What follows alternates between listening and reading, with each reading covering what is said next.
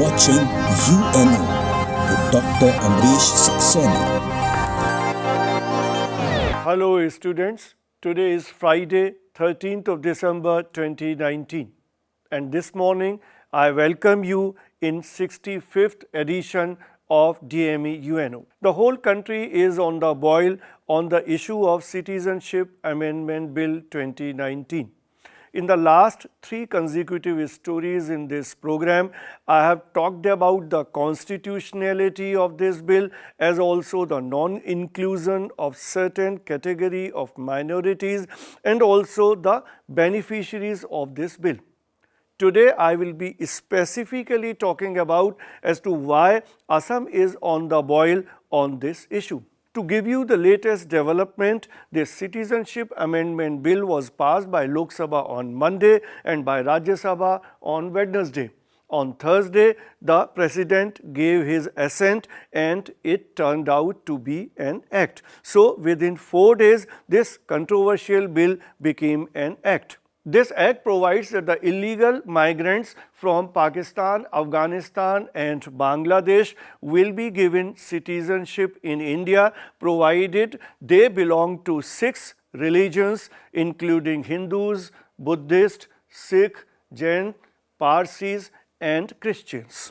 This bill is being opposed in the entire northeast but more precisely in Assam, and there has been large scale violence in most of the areas. Curfew has been imposed. Only yesterday 2 people died in the police firing and the things are not being calmed. This whole protest reminds us of the anti-foreigner movement which happened in Assam in 1980s and which finally led to the Assam Accord.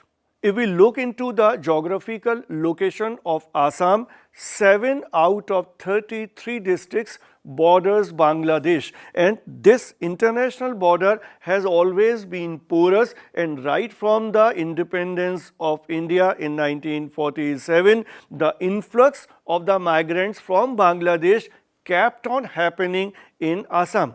And this was firstly noticed in a big way in 1979 when the Lok Sabha by-election was happening in the constituency of Mangaldoyi.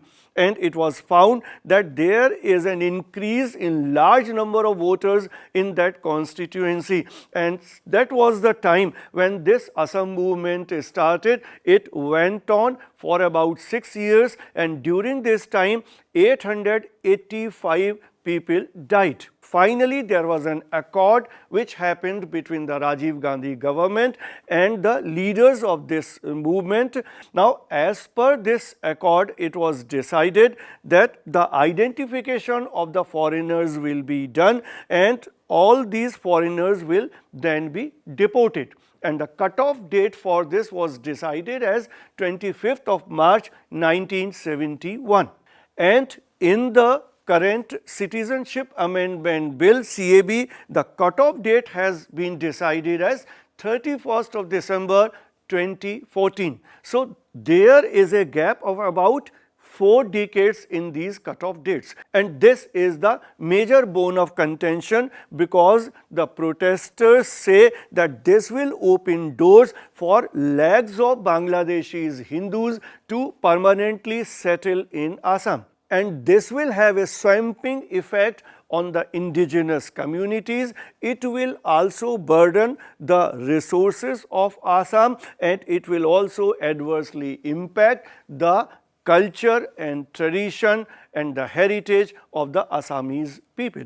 There is also a connect between Citizenship Amendment Bill CAB and NRC, that is National Register of Citizens. This whole process of NRC was completed this year only, and finally it was found that lakhs of Bangladeshi migrants were left out from this bill. The protesters claim that this CAB has been brought in fact to accommodate all those Bangladeshis who have been the illegal migrants in India till date. But the government is trying to pacify the protesters by giving the argument that already 7 districts of Assam has been put in the 6th schedule, which means that they will not be impacted by the adverse effect of CAB.